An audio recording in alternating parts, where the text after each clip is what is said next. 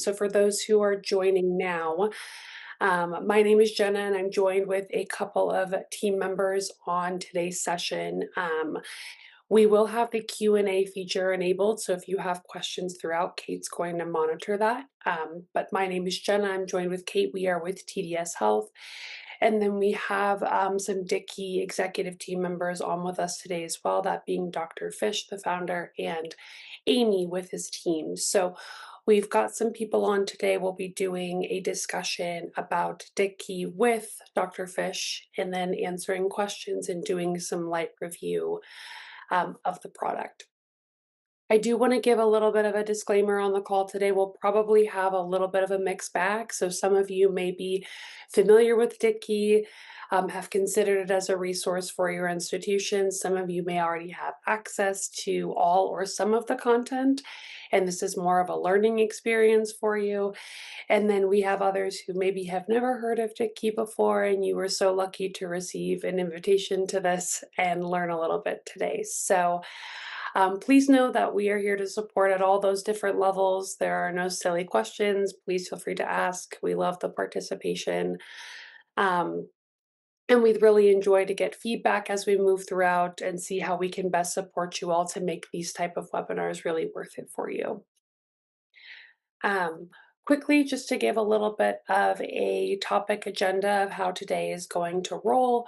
As you heard at the top of the hour, I've welcomed Dr. Fisch and Amy. I'm going to let Dr. Fisch take quite a bit of creative control of this session to talk a little bit about Ditki as a product. We're going to focus a little bit on the difference of Ditki and why it is a unique product and can be a unique facet for your educational resources for your programs.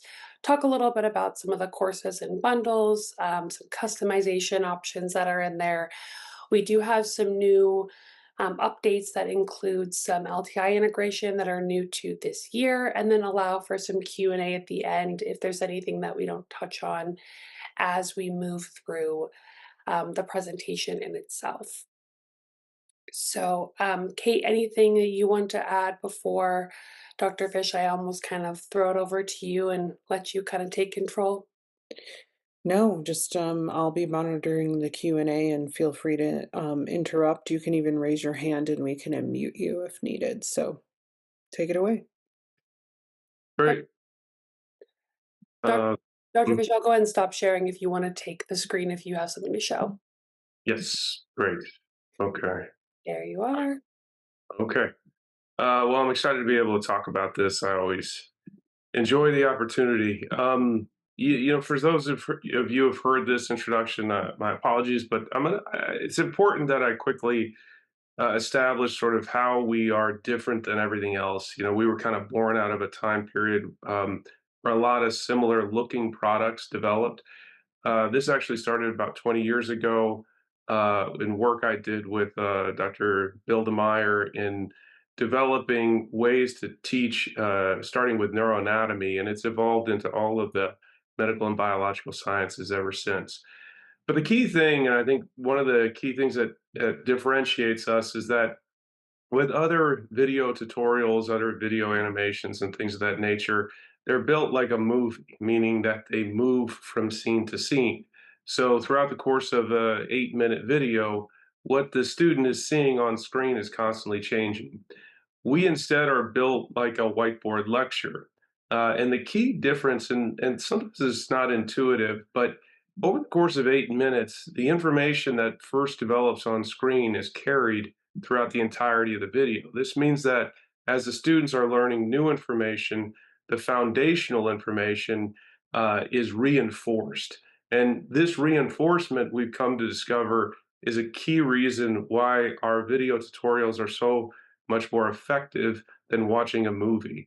The other thing that you can imagine is that the constraints of information that we're allowed to display on the screen requires us to curate the information in a way that you don't have to if you're just creating video animations and so forth. We don't have sort of the liberty of space to be able to just throw anything up we want. We have to be very efficient in keeping the artboard decluttered and lean.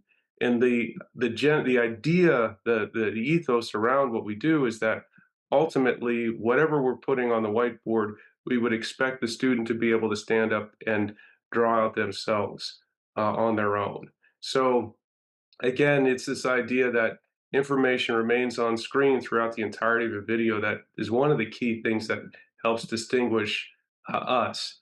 We like to believe that we're active learning perfected. One of the reasons is the stepwise nature of our tutorials, as discussed. Another is this sort of spatial hierarchy. Because information typically is delivered in series, this would be sort of the typical information delivery system where you're reading, call it, chapter by chapter or paragraph by paragraph, you end up with this sort of recency bias for the most recent information you've had, and you have memory decay for earlier information. So students kind of end up with this, what we call scattershot knowledge base, where these are the different paragraphs, they're sort of vaguely in mind depending on just how much they've grabbed your attention versus our information is delivered on a spatial diagram. And for that reason, we're allowed to play, we have the opportunity to play with knowledge points and reinforce them across the artboard and across the duration of the tutorial. And that's sort of an abstract concept, but it's one that plays out very clearly in our tutorials. The other thing, and being a neurologist by trade, I find this to be kind of fairly fascinating, which is so the back one third, back half of the brain is dedicated to language, to auditory function, language, and vision. And so a typical passive resource where students are reading or they're watching a video and so forth, some more passive than others, is really focusing on this back half of the brain. Whereas because we're delivering information in an instructive way, we're teaching students a roadmap of how to go sequence by sequence and build out the information.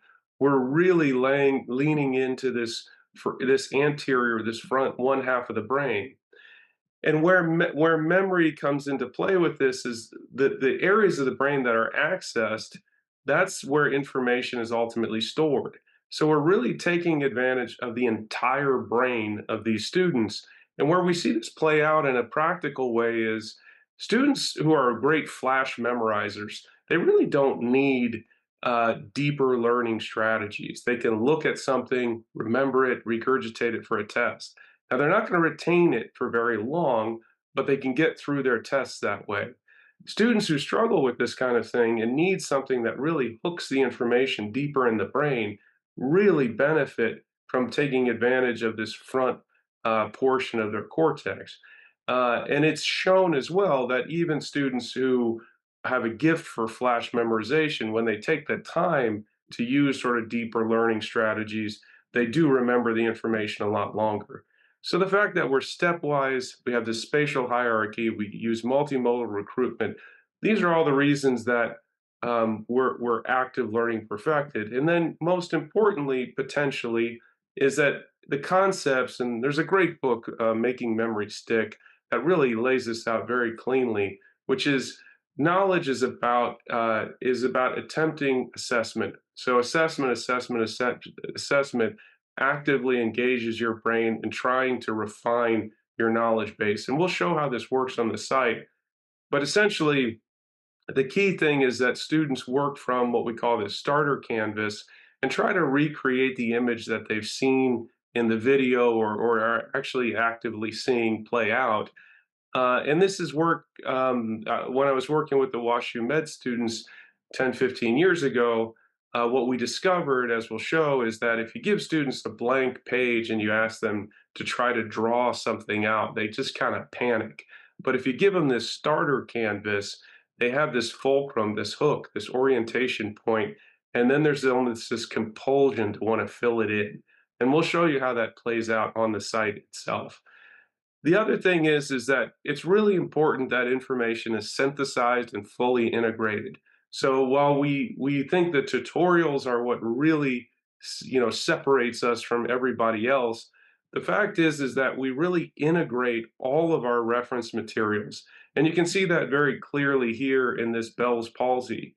We want students to understand the underlying circuitry that causes the Bell's palsy itself.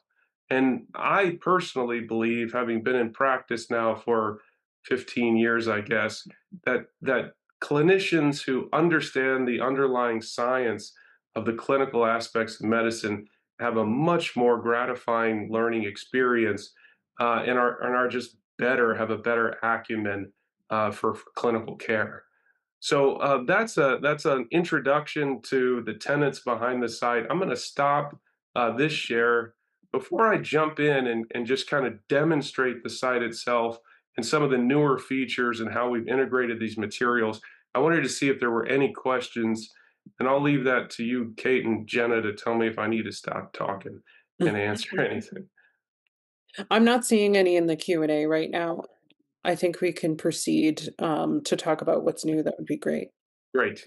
Okay, so when it comes to the site itself, being neuro by trade, that's where I lean to. But it's important to realize that we do cover the entire span of the medical and biological sciences. I'm going to start with this neurological systems course because it has a breadth of basic science all the way to clinical science.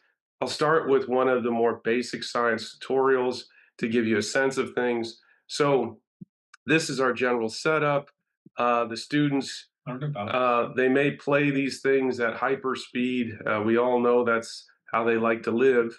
But as you can see, the information's building out on screen as it's coming along. I think one of the key factors, though, is the fact that we incorporate the real thing, whatever that is. If it's a gross anatomical section or a cadaveric structure, um, it's important that in real time, students make the connection between when they're seeing the word cerebral cortex and they're doing a simple line drawing, they're also imprinting in their mind's eye what the real thing is. And we've had a lot of positive feedback about that. Over the past couple of years, we've really worked into our notes these clinical challenge questions. These are designed to give students a sense of what they might experience it if they're in the healthcare field ultimately. This is a standard history of present illness. And then the question is designed to be something that they could answer based on the information for the tutorials. And we'll say occipital lobe. Fortunately, we got it right. Um, there are additional quiz questions with each tutorial. One of the neat things that we've done from a functionality standpoint, important to realize that this drawing pad functions on all browsers. We like Chrome the most, but it does function across browsers and devices. But now what a student can do is they can just immediately click this button and boom, the starter image comes up, and then they can get to work. And as they're going to work, as mentioned, it's this process of toggling back and forth where they really refine what they know. Now, there are other modes to watch these tutorials. This was sort of the original incantation, is that they would play the tutorial, draw over the screen, and then when they felt good and ready, they would dismiss the video and they would go ahead and either start with a blank canvas or the starter canvas. Amy's on the line. She's a co-creator of the site. She works very closely with faculty to assign different assignments. One of the things that faculty like are these drag and drop labels, where you can just decide kind of what you don't have to draw the structures themselves, but you can drag and drop things and check your work as well in that way. We also have a lot of different exercises, and we can get into those shortly here. But I wanted to show you, I had this picked out because I think this this sequence will really give you a sense of just how broad our coverage of the sciences are. So we have a lecture here on all the tenets of meningeal anatomy and spinal fluid spaces. And in this, these different lectures, and we have a lot of these lectures throughout the site, I try to make connections. I'll just play this between what you see clinically and how it relates to the information you're learning. So as much, and these video lectures are nice primers of the material. We have a neurosurgery residency we work with, and I found that the residents really like to watch these videos before they dive into the anatomy itself. When it comes to the anatomy, a lot of the work that we've done over the past few years is to try to declutter the artboard. That's our phrase for it. We try to make it so that even though uh, these videos build over 5 minutes and they start as a blank, we want the end diagram to be very manageable, so that the student doesn't feel overwhelmed when they approach it. We've also started embedding a lot of little imagery into our notes, so we'll simplify information even further. And this embed has been really popular with students.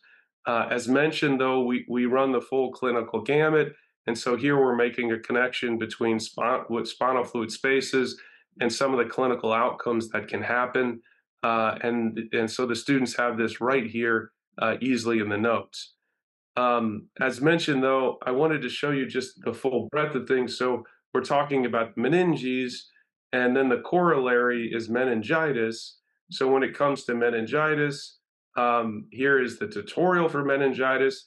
And you can see when we say integrated, we mean that the basic science imagery you see is integrated with the clinical science information. That so if we're going to take the med student algorithm, the year one basic science then shows up in year two clinical medicine course. And when they're on the wards in years 3 and 4, it's that same basic science structure that we're layering in the clinical science into. So there's a real continuity of learning. And so these would be sort of the spinal fluid uh, um, diagnostic criteria for the different forms of meningitis that a year two student, a year three student would need to know.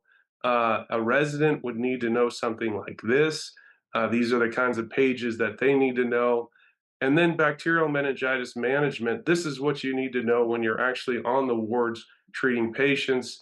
And we have things as granular as what is the standard regimen for meningitis. Now, I can tell you one of the unique things about this particular tutorial, and I bring this up to be emblematic of what we've been really pushing for in the past few years, is a lot of students know that these are the drugs they need to give, but they don't know why. They don't know the connection between the drug and what microorganisms are common and need to be treated. So our whole approach is to take very broad, difficult, layered concepts and try to simplify them, reduce them as much as possible so that when it's 3 in the morning in the ICU, you can have an intelligent but manageable approach to these diseases.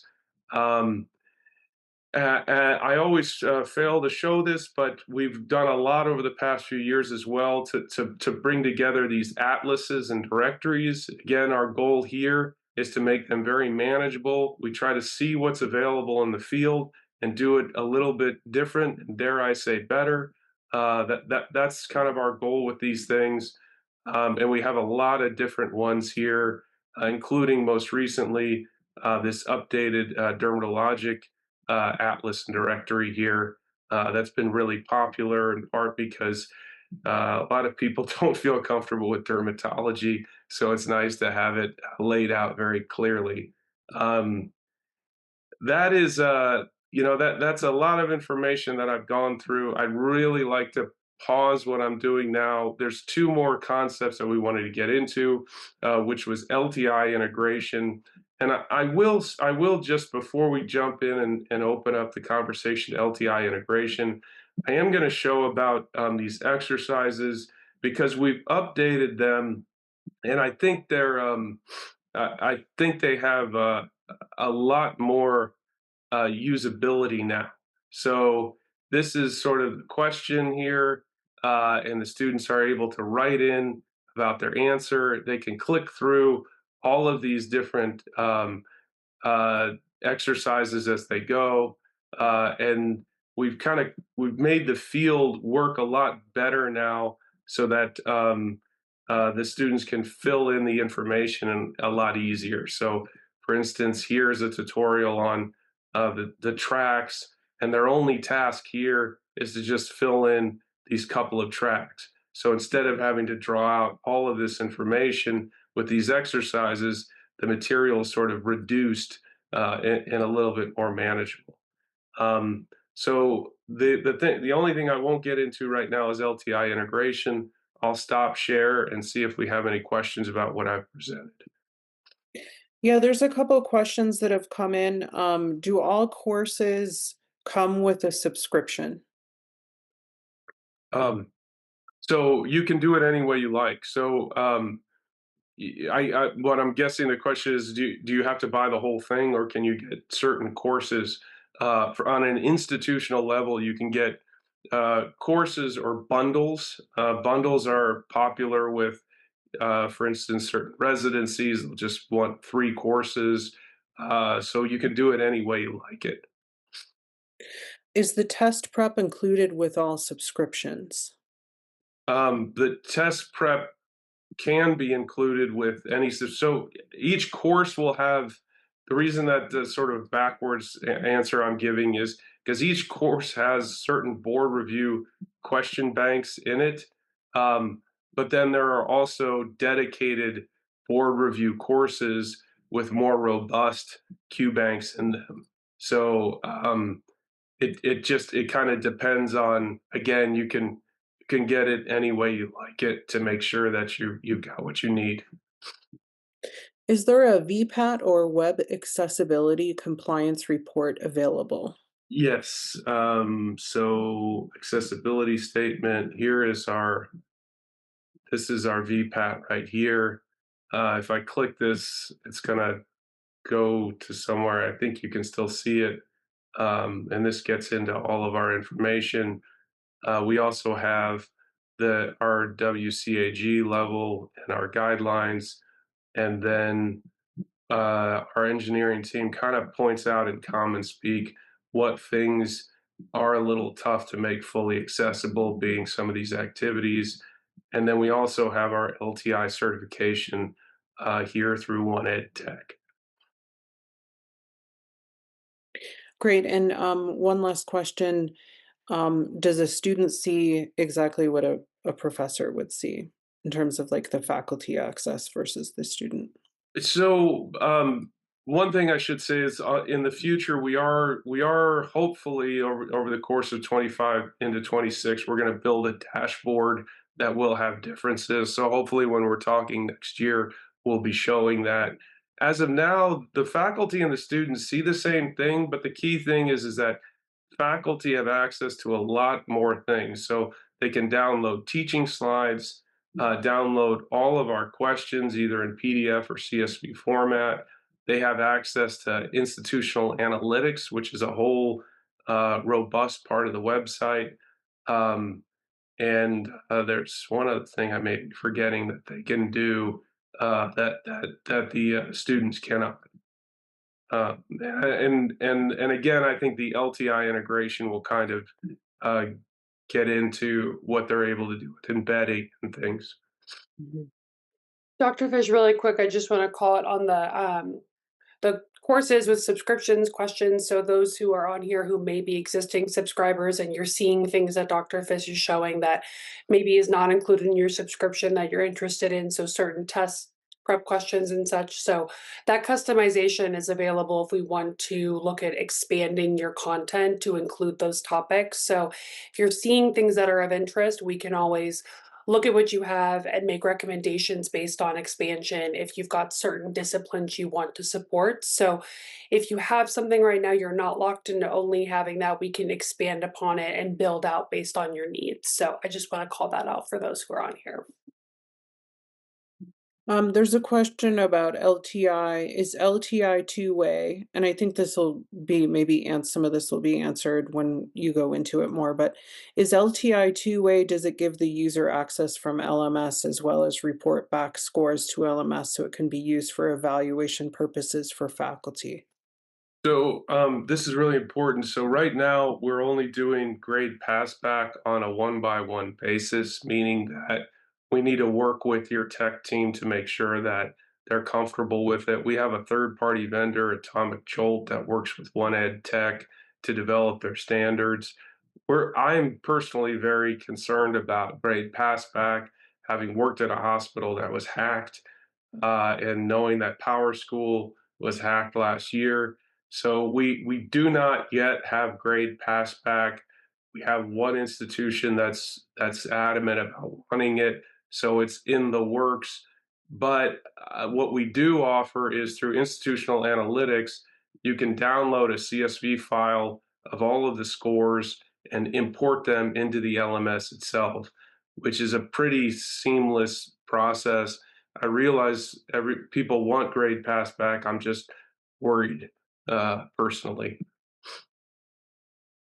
And we've also been told from faculty members that if their students do the drawing activities or the exercises and they can download those from our site from the drawing pad, that when they upload those to the LMS, then that does show up in the grade book. So if you're interested in that part of the website, the active learning aspect, then your students will be uploading those things to the LMS themselves. So there is that too. It's just the quizzes and the subject exams um, that we're not sending back, as Dr. Fish just explained. Yeah, and to summarize what I've said, because I can be a little verbose, the upshot is if you want it, we'll do it. But I'm a little worried about it. Thank you. No more questions, at this point. Then I'm going to stop sharing. I'm going to, Amy, if you feel comfortable, I'm going to turn over to you to discuss LTI integration since Amy's working really closely with faculty about embedding materials. Sure. Um, I will take a step back though before we get into LTI integration, because this can be done with or without the LTI integration. Um, as you can see, I have these kind of different looking courses on my dashboard here. Those are custom courses that we've made for different faculty members. These are really popular for those in the clinical sciences or just those who teach kind of across the standard courses. So like including more embryology in your gross anatomy course or combining pathology and physiology. Those are really popular examples. So if you're looking at your subscriptions and you're seeing like, oh, well, my course kind of bridges these different topics. I don't want my students to hop around to different courses. Reach out to us because we can make a custom course for you. You just send us your syllabus. We may need to meet to get a better feel for, which parts of our content will match for you. And then from there, it's really easy for us to build these out so that your students don't have to go to different websites. Um, and if you're not sending your students to the website, if you are using the LTI integration, this is still kind of a nice way for you to get your content organized into one place so that you can find it for the LTI integration. Some other things that faculty can do is they can make study plans in here so that you can kind of direct your students' learning. So again, if you're not doing the LTI integration, you may want to consider making these study plans. This is something that I can work with you on to make for you. And then you'll just share those with your students so that your students know, okay, in week 1, I'm expected to do these 4 modules and these 4 modules, for example. So to get into the LTI integration, this is our sort of sandbox for this. You can do a lot of different things in here, and it's been really great to work with faculty members and see how they're pulling Ditki content into here. So, they're making assignments, they're making pages, they've got different files that they've uploaded. As faculty members, you can download our flashcards, so you can put those in here as well. The really nice thing about this is that you can pull our content apart. So right now, if you go on the website, you've got your tutorial page and it has all of these different aspects and students can get a little overwhelmed. They don't always know, should I watch the video and do the quizzes? Do I need to do all of those activities in the drawing pad? What does my professor want me to do? And so that's where the embedding in the LMS is really nice because you can tell your students exactly, please read and discuss the Ditki challenge question and you can link right to it. Or you could have your assignments in here where you've got, let's see what we have here, where I'm instructing them to watch the tutorial and complete the starter image. So you can embed the video right here in your LMS. They don't have to leave the LMS. And then you can link again to the starter image or whatever other aspects you want to. You can pull our quizzes in here. the tutorials, and then the flashcards and things like that. So again, it's just a nice way to pick and choose which parts of a tutorial you want your students to do without having to, you know, kind of break it down for them in the syllabus into these different levels. And I can show you how to do that. It's really easy. So you just find the little plug. You'll probably have other tools listed here. Ditki. You'll go into whichever course you're subscribed to that you're interested in. And then you can click on the tutorial. And then here's where you can choose which parts of that tutorial you want to insert. So if I only want my students to do this quiz, then I can bring that right in here and they can, um, there we go. They can answer these quiz questions right from the LMS. So, you know, we hear a lot from faculty that there are too many platforms, their students have too many passwords, and they can't keep it all straight. So this is a nice way to cut down on that, and again, just keep everything together for your course in one place, while also picking and choosing which pieces of our content you want. And I think that this is a pretty exciting step that we've taken towards making the site easier to use. And one question we get a lot is, how do the students access it from the LMS? If you put your links in here or you embed this content, the first time students access it, they will be prompted to create an account. But once they do that, they're set. They never have to leave here again. Are there any questions about the LMS integration? I'm not seeing any questions, no, Amy. So you can find information about that in the FAQ, how to integrate, yada, yada. But you can also reach out to us. We'll usually have to work with your IT team or your library to get this set up, but then once it's set up for the school, it's available to any instructors who want to use it. So um, yeah, we really recommend that as a way to, again, direct students to specific pieces of content.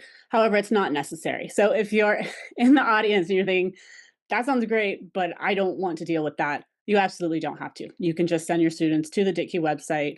Um, you can direct their learning with the study plans, or you can just copy and paste these URLs into your syllabus. I don't want to make it seem like you have to do the LMS integration, but it is a really great option for those of you who are interested in it. I think you bring up a good point in terms of how access works. You know, every user needs to have a username and password, but that's nice to know that with the LTI integration that it kind of prompts them. And sometimes that's a challenge that we've heard from our buyers to get the actual students to register, to take that step to For sure. understand how that works. Because, like you said, there's so many platforms they're dealing with and so many access methods. So that seems We like a great benefit.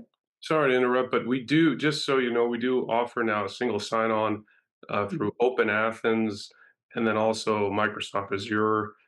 Just ask us about it. I think a lot of people, even though we have it on the login page, aren't aware that they can get everybody set up for single sign-on. Yeah, that's a good point. Yeah, thank you. I know we're at the half hour, but I did want to call it similarly to earlier where I made the point about being able to create the custom elements and expand. That's something that I've seen very positively received by current clients. With Amy, I work with you on that in terms of collaboration, where people will go in and it's almost like faculty are used to being let down with content that they have access to, where they only have one discipline and one thing. And so they don't have, they're not aware that when they subscribe to something like Ditki, that we can pull those different pieces from their other course content to create something if you want to have a refresher at the beginning of a semester. And so if you are a librarian or a department head and you've got some faculty who really like to push those bounds of their curriculum to expect students to do refresher content, Amy is great in collaboration with that development and making recommendations to expansions that could be used across various areas. So just something that we're open to that dialogue. We encourage that dialogue to see what else in here can be used to actually make it really worth it for you all. So just something to keep in mind that we have those expansion options. Yeah, thanks, Jenna. it is unfortunate if someone feels restricted and that they have to use it a certain way. And yeah, we can pull things together in different ways for you. And I'm always happy to meet with people and kind of hear how you're running your class, or if it's a brand new class, talk you through ways that other faculty members have used the site. There are a ton of features, but what I like most about the website, especially at this point, is that each faculty member can make it their own.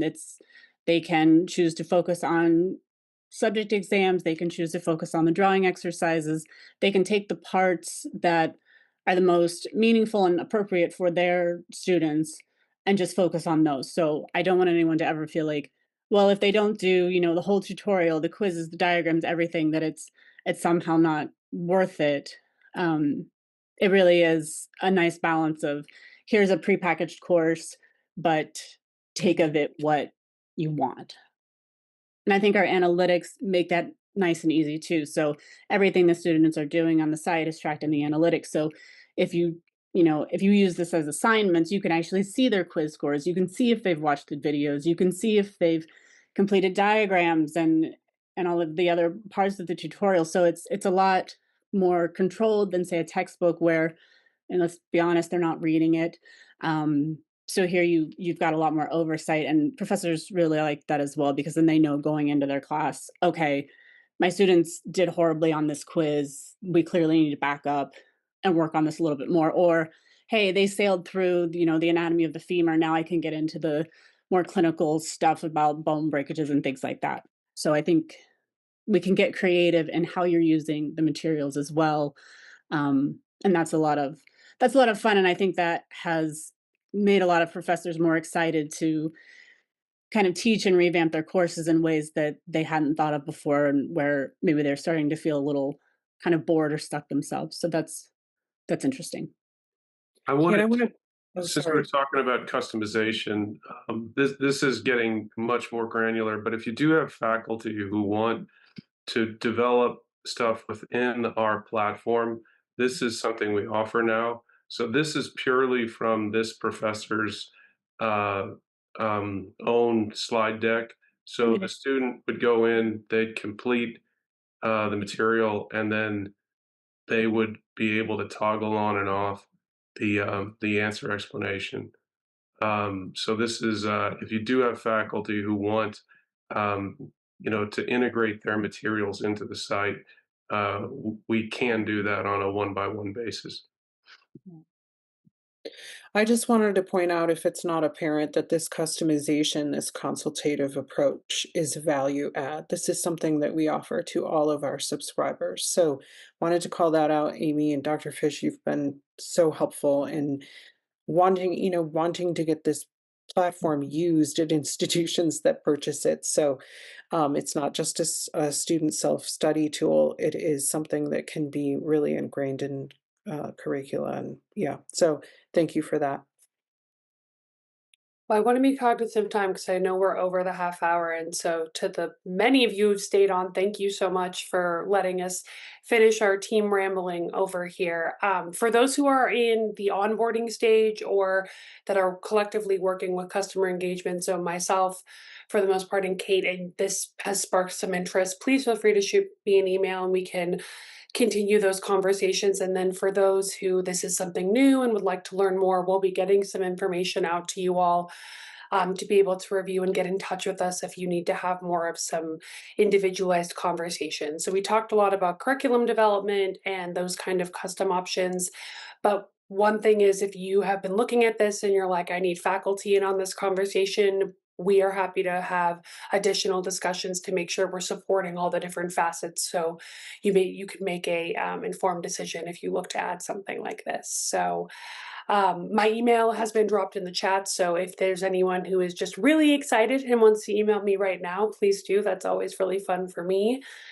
Um, I'll make sure that there's no other lingering questions I do see about the recording. We will get some details out the recording. If not this one, we'll have something comprehensive. So we'll have something go out to you all so you can distribute it to those who need it.